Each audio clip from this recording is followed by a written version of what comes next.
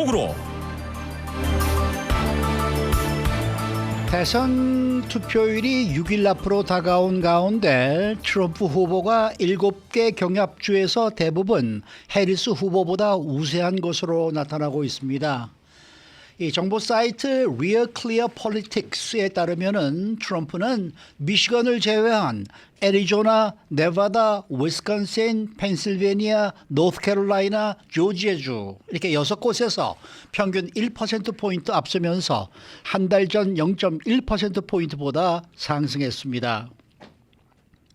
또 일론 머스크 테슬라 CEO는 지난해 출산율이 0.27명으로 역대 최저치를 기록한 대한민국의 인구가 앞으로 3분의 1 이하로 줄 수도 있다라고 경고를 했다고 합니다. 자, 봉화식 기자. 안녕하십니까. 대선이 6일 앞으로 다가왔는데 트럼프 후보가 7개 경합주에서 대부분 앞서고 있다라는 그러한 보도가 나와 있네요. 트럼프 전직 대통령은 어저께 플로리다주 마랄라고 자택에서 기자회견을 가졌습니다. 이곳에서 트럼프 후보가 이렇게 얘기를 했는데요. 경합하고 있는 7개 주 모두에서 우리가 공화당이 앞서 있다고 생각한다. 이렇게 밝혔습니다. 이어서 앞으로 남은 며칠 동안 우리는 지옥처럼 싸우겠다 강조했는데요. 지지자들을 독려하면서 오늘부터 트럼프 후보는 위스콘신, 네바다 그리고 다시 위스콘신주를 방문하는 그런 강행군을 소화할 예정으로 있습니다. 그리고 대선 정보 사이트 Real Clear Politics를 보면 7개 경합주 가운데 미시간 한 곳을 빼고 6곳에서 트럼프 후보가 0.5%포인트에서 2.4%포인트 차이로 확실히 앞서는 걸로 나와 있습니다. 주간 평균 지지율 격차도 트럼프 전 대통령이 1%포인트 우세를 보이면서 한 달 전에 0.1%포인트보다 거의 10배 가까이 늘어나면서 트럼프 후보의 상승세가 확실히 두드러지고 있는 그런 상황입니다. 네, 자 트럼프 후보는요 지난 주말에 뉴욕의 메디슨 스퀘어 가든에서 연설을 하다가 나온 푸에르토리코 비하 발언이 있었잖아요. 여기에 대해서 또 해명을 했는데 내용이 어떻습니까? 그때 트럼프 찬조 연설자로 나선 백인 남성 코미디언이 토니 힌치클리프였는데 여기서 힌치클리프가 푸에르토리코 섬은 바다 한가운데 떠다니는 쓰레기다 이렇게 말하면서 아주 큰 논란을 빚었습니다. 그래서 트럼프 후보가 어제 펜실베니아주의 드렉셀 힐에서 유세를 가졌는데 여기서 이렇게 해명을 했습니다. 나보다 푸에르토리코를 위해서 더 많이 일한 미국 대통령은 없었다 이렇게 주장을 했는데 중미의 카리브해에 있는 인구 330만 명의 자치령이죠. 미국의 식민지 또는 앞으로 51번째 주가 될 것이 유력한 푸에르토리코 섬이 선거인단은 없습니다. 그렇기 때문에 대선에 직접적인 영향력을 행사할 수가 없는데 그렇지만 문제는 지금 최대 경합주가 펜실베니아주고 또 남부의 격전지가 조지아주, 중부 지역에서는 위스콘신주 이 세 곳이 굉장히 치열한데 여기에 살고 있는 푸에르토리코 출신 미국 시민권을 지니고 있는 유권자들이 상당히 많기 때문에 투표 결과를 바꿀 수 있다는 것입니다. 한 가지 예로 지난해 펜실베니아주에 거주하고 있는 푸에르토리코계 미국 유권자가 50만 명에 육박하면서 그 전체 인구의 4%가량을 차지했습니다. 결코 적지가 않은 숫자죠. 네, 이 푸에르토리코 출신으로 유명한 야구 선수가 많죠. 상당히 많죠. 네, 다저스에 지금 키케 허난데즈도 이 푸에르토리코 출신인데 이 말에 좀 화가 나가지고 오늘 홈런 하나 때렸으면 좋겠습니다. 자, 해리스 후보는 어제 의회 폭동 현장에서 유세를 가졌네요. 워싱턴 DC 엘립스 파크에서 7만 5천 명의 지지자 앞에서 등장을 했는데요. 백악관이 바로 마주 보이는 단상에 올랐습니다. 여기에서 해리스 부통령이 트럼프는 4년 전 바로 이 자리에 서서 자유롭고 공정한 선거에서 국민의 뜻을 뒤집기 위해서 무장폭도를 의회 의사당으로 보낸 사람이다. 이렇게 목소리를 높였습니다. 이어서 트럼프는 소인배고 폭군이자 독재자 지망생이다. 이렇게 규정을 했는데 여러분의 삶을 개선할 방법을 고민하는 그런 후보가 아니다. 트럼프는. 왜냐하면 그 자신이 고생을 해보지 않은 백만장자 출신이기 때문에 부자에만 관심이 있다. 이렇게 주장을 했습니다. 그리고 현재 미시간, 펜실베니아, 위스콘신주에서 해리스 후보가 승리를 기대하고 있는데 내부 자체 여론조사 결과에 따르면 이 세 개 주에서 모두 0.5%포인트 이상 그 민주당이 앞서고 있다고 평가를 내렸다는 것이기 때문에 이 펜실베니아, 위스콘신, 미시간 그리고 나머지 민주당 우위 주를 모두 확보한다면 해리스가 이길 수 있다. 이런 평가가 민주당 내부에서 나오고 있는 그런 상황입니다. 네. 자, 이번 선거에서는요, 사전투표 열기가 굉장히 큽니다. 이제까지 사전투표가 5,300만 건 이상이 이루어졌다고 해요. 우편 투표와 그 대면 투표 두 가지를 모두 합친 숫자인데 네. 전례 없이 아주 관심이 뜨겁습니다. 예. 플로리다 대학교 선거 연구소에 따르면 어제를 기준으로 사전 투표 건수가 5,346만 건으로 나타났습니다. 우편 투표, 대면 투표가 각각 2,500만, 2,700만 건으로 나타났는데 미국의 올해 등록 유권자 숫자가 1억 6천만 명으로 파악되고 있습니다. 그리고 50개 주 가운데 3곳을 뺀 47개 주에서는 이런 사전 투표를 운영하고 있는데 워싱턴 포스트 신문에 따르면 4년 전 대통령 선거에서 사전 투표율이 코로나 바이러스 영향 때문에 전체의 70%로 압도적이었습니다.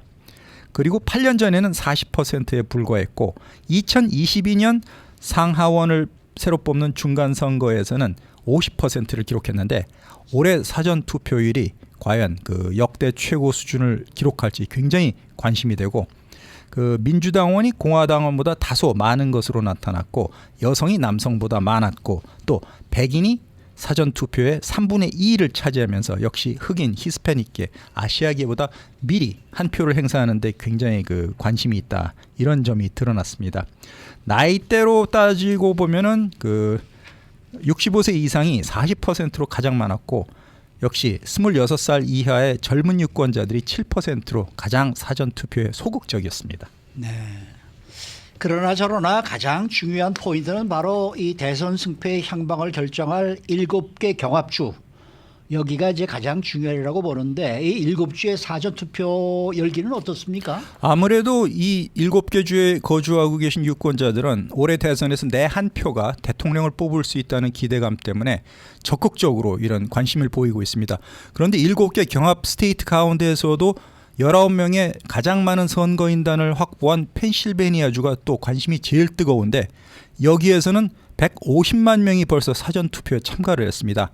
이분들 가운데 58%가 민주당원 그리고 31%가 공화당원으로 나타났기 때문에 이 사전투표가 대통령 선거에서 트럼프에 유리할지 해리스에 유리할지 다음 주가 되면 아마 파악할 수 있을 것 같습니다. 네, 이런 가운데 앞서 저희가 뉴스 시간에도 전해드렸는데요. 두 당 후보의 전국 지지율 차이가 여전히 1%포인트밖에 차이가 안 납니다. 미국 선거제도가 한국처럼 그 단순 전체 과반수로 한다면은 네. 이게 굉장히 그 박빙인데 네. 아시다시피 간접 선거인 그 선거인당 시스템이기 때문에 그 큰 의미는 없을 것도 같습니다.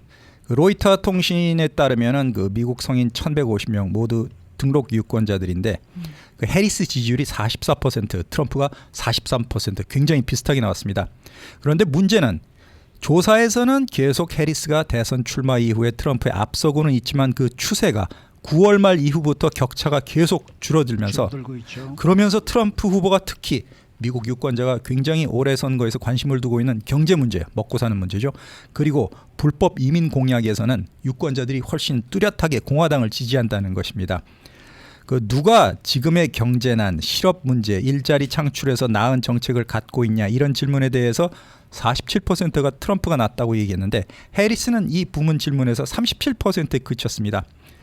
그렇기 때문에 그 또 이민 정책도 트럼프 후보가 응답자의 과반수 가까운 48% 지지를 받았는데 해리스 후보는 3분의 1인 33%에 머물고 말았습니다. 그렇기 때문에 로이터 통신은 이런 상황에서 결국 대선 승패는 두 사람 가운데 누가 선거 당일까지 자신의 지지자들을 투표장으로 더 많이 끌고 올 수 있냐 여기에서 갈릴 것 같다 이렇게 얘기를 했습니다. 하여튼 그 팽팽한 그 추세는 계속 유지되고 있습니다. 네.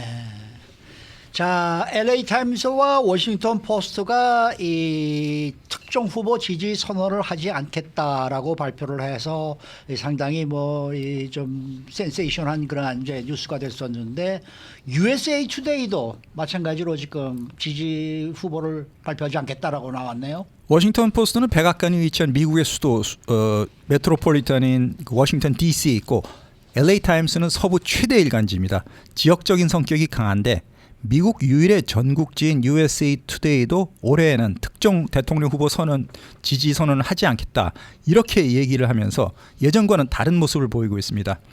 USA 투데이는 산하의 200개 지방신문을 소유한 미디어 회사 게닛 소속으로 되어 있는데요. 올해 어떤 후보도 공개적으로 지지하지 않을 것이다. 왜? 그 이유에 대해서는 중요한 사실 정보를 독자들에게 제공해서 독자들이 올바른 판단을 내릴 수 있는 것이 중요하지 우리가 누구를 지지한다 하지 않는다 그 자체가 중요한 것은 아니다 이렇게 선언을 했습니다. 그렇기 때문에 중립을 지키겠다고 강조를 했는데 이 같은 그 신문사들의 지지 철회 흐름에 대해서 악시오스는 이렇게 분석을 했습니다. 점점 정치가 네 편으로 갈리고 있는 양극화를 보이고 있는데 신문사 역시 전통적인 정치적 지지를 회피하는 그런 방향으로 가고 있다. 이렇게 분석을 했습니다. 결국 공적 담론, 내 편이 아니면 무조건 적. 마치 한국 사회처럼 그렇게 미국도 양극화가 되고 있는데 그렇기 때문에 몸조심을 하고 눈치를 보는 언론사의 태도도 확실히 그 예전보다 많아지고 있는 그런 추세 같습니다. 네. 앞서 그 쓰레기 얘기 나왔었잖아요. 이 쓰레기 논란이 계속 이어지고 있습니다. 바이든 대통령이 트럼프 지지자들을 향해서 또 쓰레기라고 말을 해가지고요. 이게 또 논란이 되고 있어요.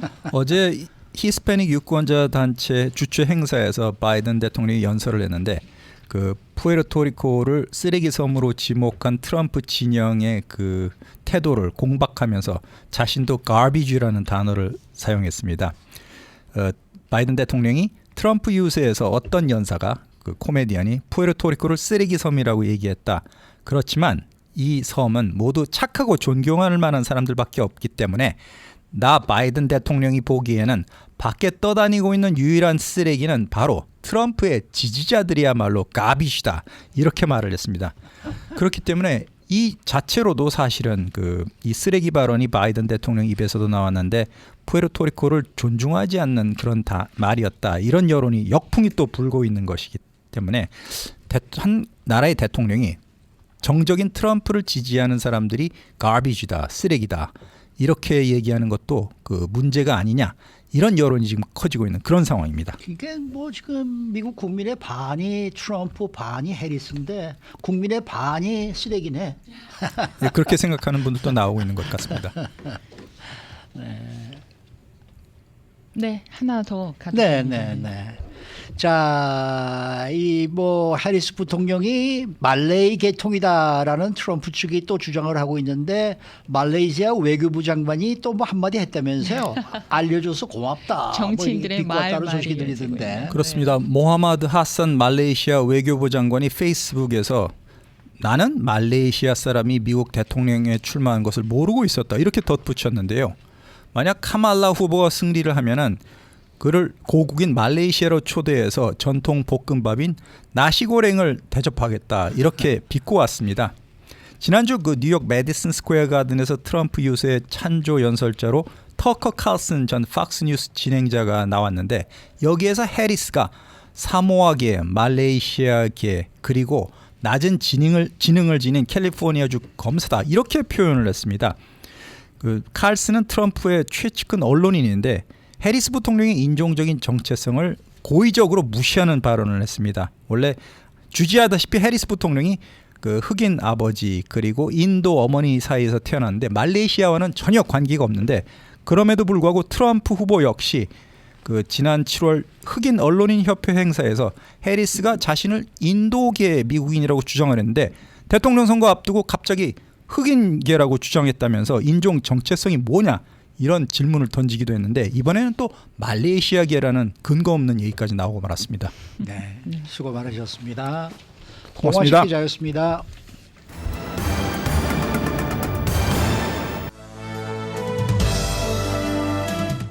인사이드 아메리카.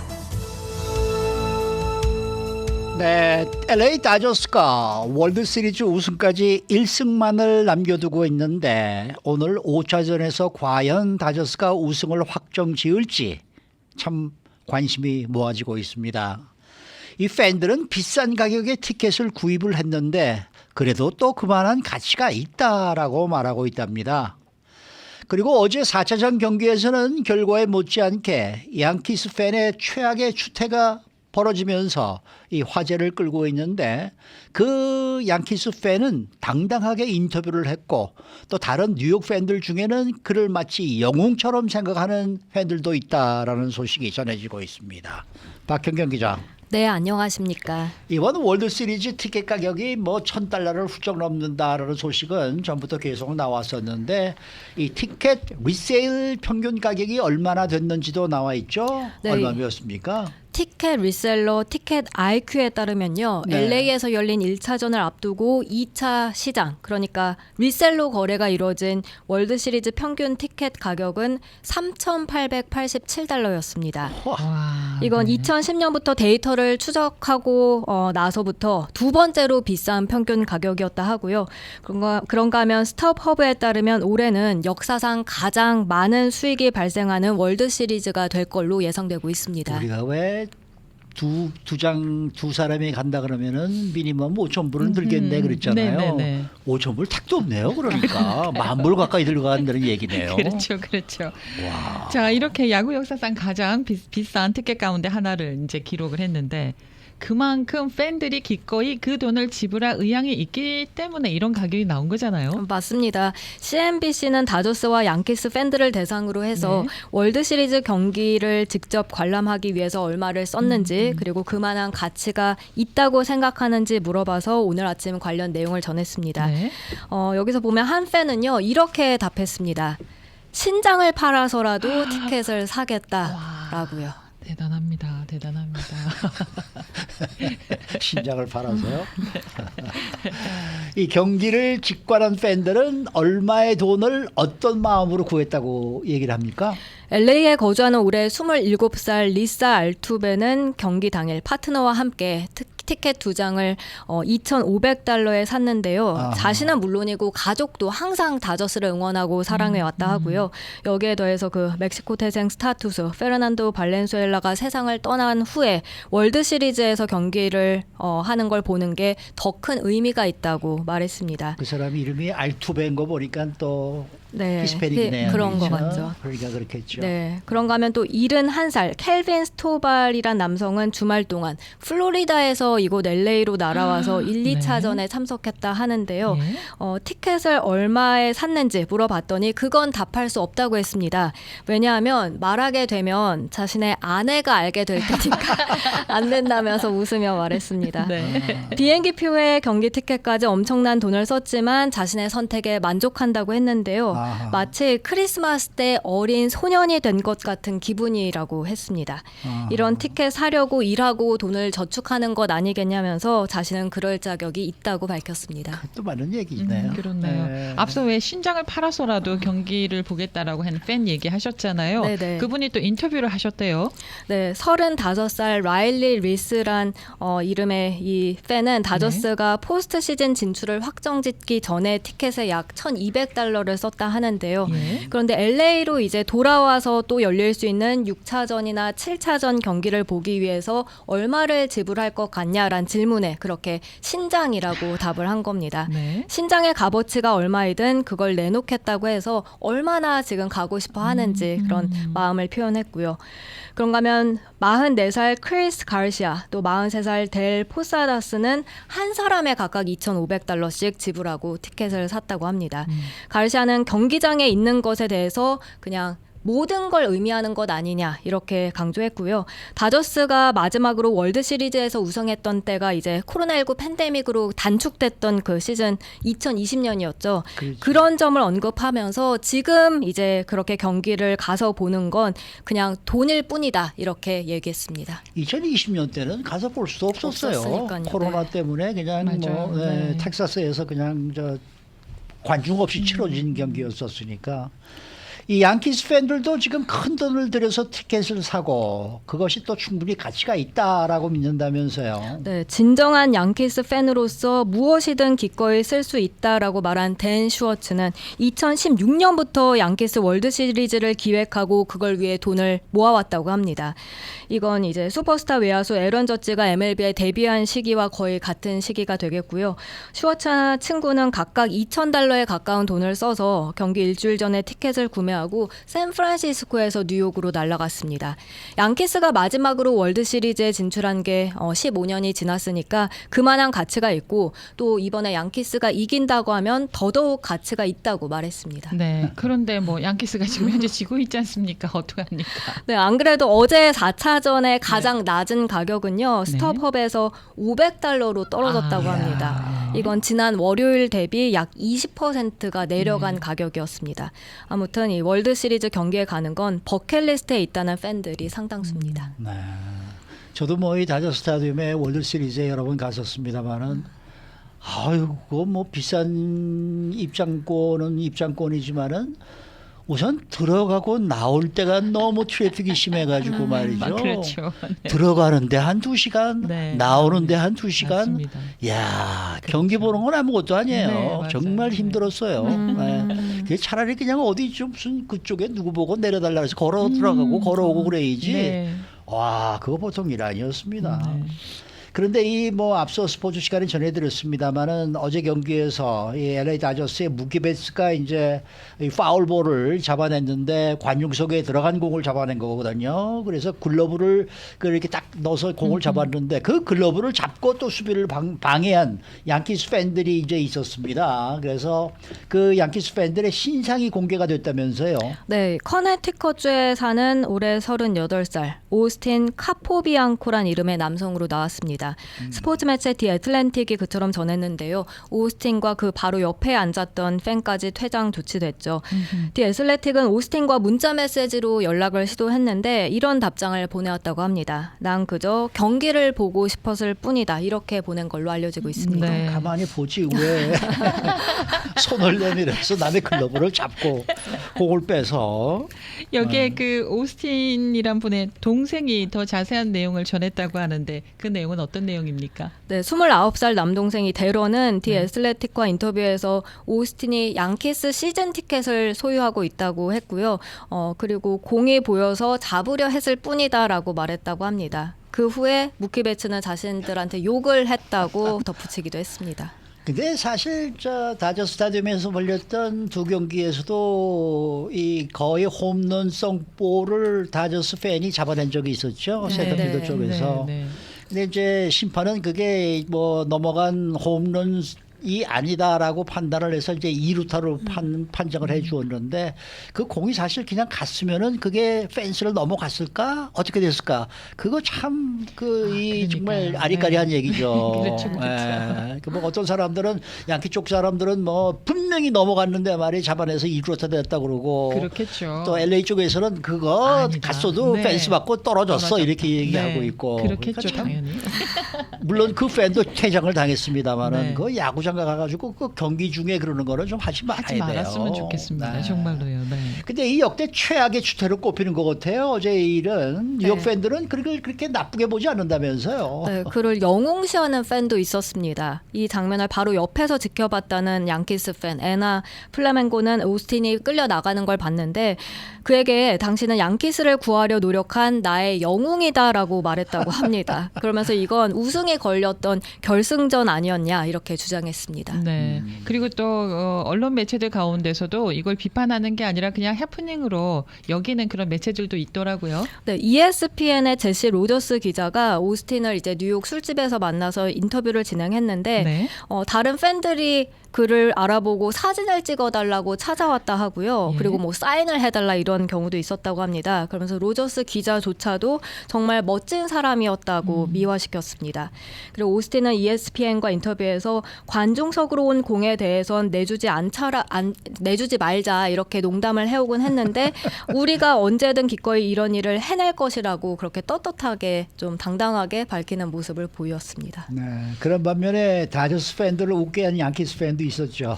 오늘 다저스 그 소셜 미디어 X를 보니까요. 네. 한 양키스 팬이 커다란 흰 종이에 이렇게 적은 걸 든 장면이 있었습니다. Freddie, please stop 이라고 적어놨습니다. 그러자 다저스는 이제 프레디 프리먼을 대신해서 답변하는 듯하게 적어놨는데요. No, I don't think I will 이라고 적어놔서 웃음을 자아냈습니다. 아니 어제 그 프레디 프리먼이 홈런을 때리고 나니까 이 관중석에서 한 사람이 종이에다 써가지고 그 네. 장면이 나왔어요. 네. 그래서 제가 그걸 이 카톡 뭡니까 이 휴대폰으로 촬영을 해놨거든요. 네. 그래서 제 친구들한테 보내주고 네. 식구들한테 보내주니까 전부들 깔깔대고 웃었는데 그게 여기 또 이렇게 얘기가 나오네요. 네. 어쨌든 뭐 어제까지는 다 재밌게 보셨을 텐데 이제 오늘은 좀 시리어스하게 가야 되겠죠. 오늘 이겨야 될 텐데 말입니다. 오늘 이겨야 되겠는데요. 네. 네. 어떻게 보세요? 이길 것 같아요? 잘 모르겠습니다. 네. 저는 그래서 오늘 넥타이를 어제보다 더 진한 파란색으로 메고 나왔습니다. 오늘로 끝을 내야죠. 그래야죠. 이거 뭐 그래야죠. LA로 돌아오고 그러면 또 네. 며칠 동안 또 힘들어요. 맞습니다, 우리 맞습니다. 보는 사람들도 힘드니 힘들고, 그거 네. 뭐 선수들은 얼마나 네. 힘들겠습니까? 피 말리지 말고요. 그냥 화끈하게 그냥 그냥 오늘 승리했으면 그냥 끝냈으면 좋겠습니다. 좋겠습니다. 네. 수고 많으셨습니다. 고맙습니다. 박현경 기자였습니다.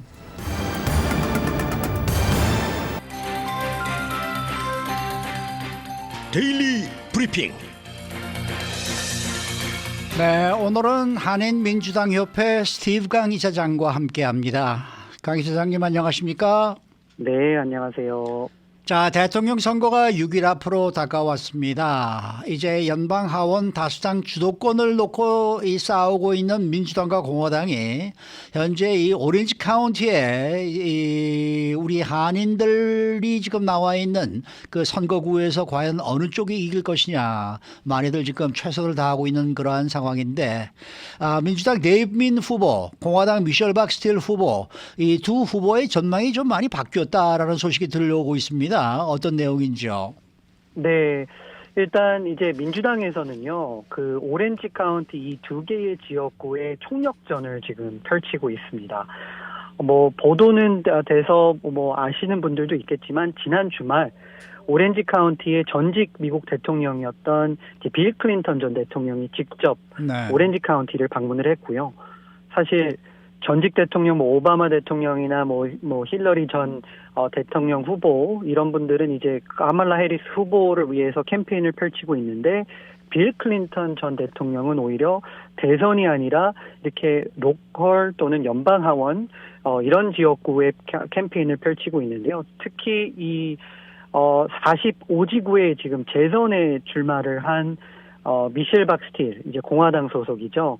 뭐, 부에나팍이나 풀러튼, 가든 그로브, 이렇게 아시안 유권자들이 많이 거주하고 있는 지역에 재선을 하고 있는데, 사실 몇 달 전만 해도 미셸 박스틸 의원이 조금 더 유리하다라는 전망이 많이 있었습니다.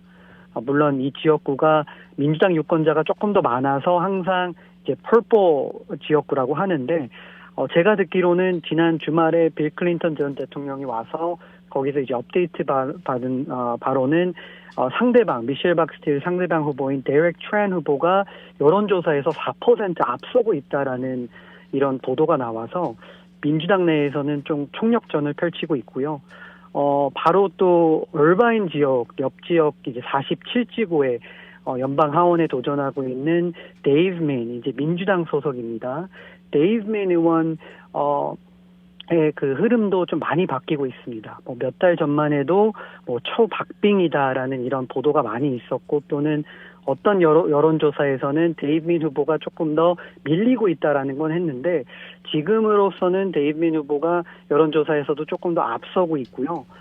그래서 물론 박빙이긴 하겠지만 데이브민 후보가 당선될 가능성이 좀 더 이제 커지고 있고 그리고 데이브민 후보의 상대방인 공화당 스캇 바우 후보에 대한 지지가 많이 지금 떨어지고 있습니다. 그래서 지금 공화당에서는요, 돈의 흐름을 보면 이 선거 판세를 알 수가 있습니다. 데이브민 후보의 상대방 공화당 후보인 스캇 바우 캠페인에서 공화당이 모든 돈을 뺐습니다.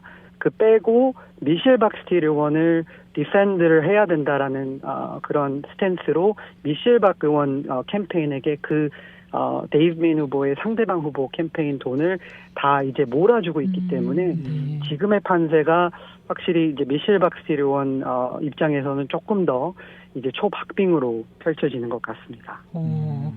자, 우리 한인 인구가 가장 많은 LA 지역에도 여러 한인 후보가 다양하게 선출직에 도전하고 있는데요. 전망 또는 현재 현황이 어떤지 알려주시죠.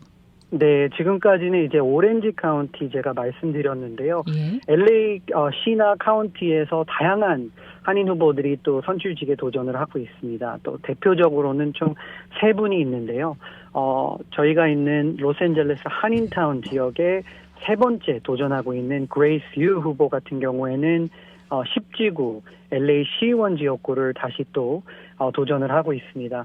뭐 지난 2번의 선거에 보다는 지금의 그 10지구가 예전에 비해서는 조금 더 가능성이 열려 있는 로드맵이 있거든요. 네. 왜냐하면 전통적으로 10지구는 흑인 정치인들이 대표해 왔는데 그 흑인 유권자 비율이 뭐 처음에 그레이스 후보가 도전했을 때는 뭐 거의 50%를 달았다면 지금은 약 한 30%로 많이 줄었고요. 그만큼 이제 라티노와 또 백인 유권자가 많이 늘었고 물론 한인과 아시안 표도 많이 좀 늘어난 상태입니다. 그래서 이제 그레이스 후보 입장에서는 흑인분들의 지지를 많이 받지 못해도 라티노와 백인 유권자의 마음을 어필을 받으면 충분히 이길 수 있다라는 그런 전략을 펼치고 있는 것 같고요. 그 바로 위에 같은 지역구, 비슷한 지역구에 주 하원 한인타운이 포함된 54지구에 도전하고 있는 존 이 후보 같은 경우에는 이번에 처음 출마했습니다. 하지만 이제 상대방 후보가 워낙 거물 민주당 정치인이기 때문에 마크 곤잘레스 같은 경우에는 뭐 친한파 정치인으로 또 유명하고 그리고 또 최근까지는 LA 카운티 민주당 당 대표로서 활약을 했기 때문에 조금 쉽지 않은 싸움이다라는 전망을 하고 마지막으로는 이제 데이빗 김 후보가 이제 연방 하원 34지구에 3번째 도전을 했습니다. 계속 처음부터 지금까지 최종 표결을 보면 좁혀지고 있는 그 트렌드가 보이고 있거든요. 그리고 이번에 이게 대선이기 때문에 투표율 싸움입니다. 어느 지지층이 더 많이 투표를 하는지에 따라서 그 판세가 갈릴 것 같고요. 특히 이제 라티노 표심이 과연 현역인 지미 고메즈 의원한테 갈지 아니면 일부가 또 데이빗 김 후보를 지지할지 이런 거에 전망이 있기 때문에 초박빙으로 저도 보고 있습니다. 이것도 지금 뭐 우편 투표 또 혹은 사전 투표에서 저 투표가 진행이 되고 있는데 어떻습니까? 뭐 우편 투표는 이제 매일 하기 때문에 아무래도 집계가 조금 늦을 것이고 이 사전 투표소에서 하는 지금 이 집계로 보면은 어떻습니까? 이 사전 투표가 좀 많이 이루어지고 있나요? 지금 현재 캘리포니아 전체를 분석해 보면요. 네. 총 유권자 숫자가 한 2,200만 명이 됩니다. 근데 그 중에서 거의 한 500만 명이 벌써 이제 우편 또는 이제 사전 그 투표센터를 방문해서 투표를 완료하셨는데, 트렌드가 조금 흥미롭습니다. 지난 대선이나 중간 선거를 보면 이제 민주당 유권자들이 훨씬 더 많이 사전 투표에 참여했다면 이번 선거는 공화당 유권자도 많이 참여를 하고 있고요. 하지만 확실히 그 트렌드가 다른 게요. 대부분의 이제 그 우편 투표로 사전 투표를 참여하시는 분들은 공화당 퍼센티지가 거의 한 60에서 70%가 되고 반대로 현장 투표. 지금은 사실 뭐 선거가 다음 주 화요일이지만 이곳 한인타운만 해도 뭐 YMCA나 뭐 한인회관이나 이런 데가 이제 곧 오픈을 하거든요.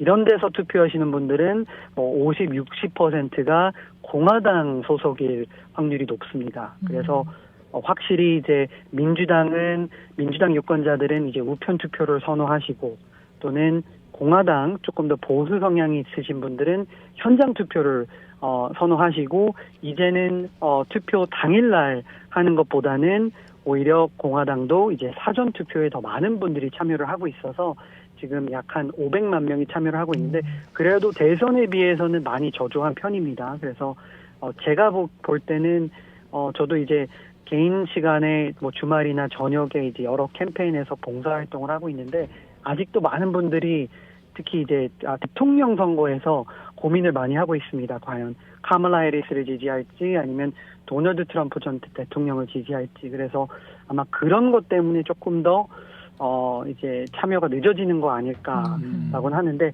하지만 최종 나중에 이제 화요일 날 모든 것을 다 카운트를 하게 되면 굉장히 높은 투표율이 나올 것으로 저는 전망을 하고 있습니다. 네.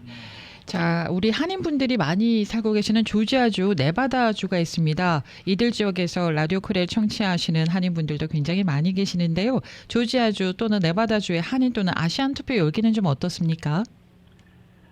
물론 그 대선에 대한 관심은 매우 높습니다. 하지만 이곳 저희가 있는 캘리포니아에 비해서 그런 경합 지역구에서는 한인과 아시안 투표율이 매우 저조하거든요. 네. 조지아주 같은 경우에는 제가 어저께 브리핑을 받았는데 거기에 한인 또는 아시안 표가 유권자들이 거의 한 투표율이 한 4%에서 5%밖에 지금 나오고 있지 않습니다. 물론 우리가 있는 캘리포니아에 비하면 뭐 조지아주나 뭐 네바다주 이런 데는 뭐 사전 투표나 우편 투표 시스템이 옵션들이 저희만큼 많지는 않지만 그래도 대선인데도 뭐 지금 4% 뭐 5%밖에 나오지 않았다는 것은 매우 저조하고요.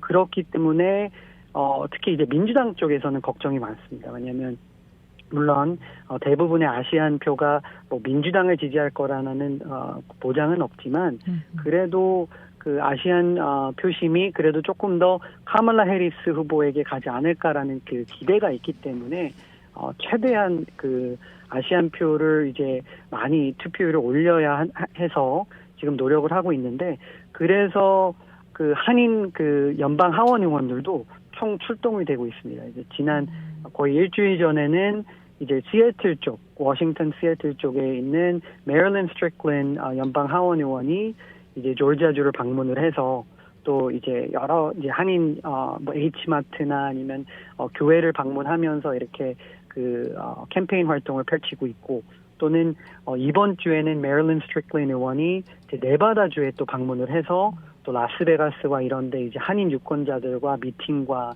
이런 캠페인 유세를 펼치고 있고요. 또는 이제 이곳 저희가 있는 캘리포니아의 주지추 물론 중국계 의원이지만 안정적인 지역구가 있기 때문에 이분도 조지아주와 뭐 네바다주, 뭐 펜실베니아 이런 데를 지금 방문을 하면서 그러니까 아시안 표심을 지금 잡으려고 지금 매우 노력을 하고 있습니다. 그래서 지금 민주당 쪽에서는 지금 라티노 표심이 조금 더 이제 트럼프 전 대통령에게 좀 쏠리는 그런 현상이 나오고 있기 때문에 우리가 이제 아시안 표심을 지금이라도 이제 더 잡아야 된다. 그리고 투표율을 더 높여야 된다라는 그러한 그 메시지가 나오고 있기 때문에 지금 헤드쿼터나 여러 군데에서 지금 노력을 많이 하고 있습니다. 네, 네. 오늘 말씀 잘 들었습니다. 네, 감사합니다. 네, 지금까지 한인민주당 협회 스티브 강 이사장 함께했습니다.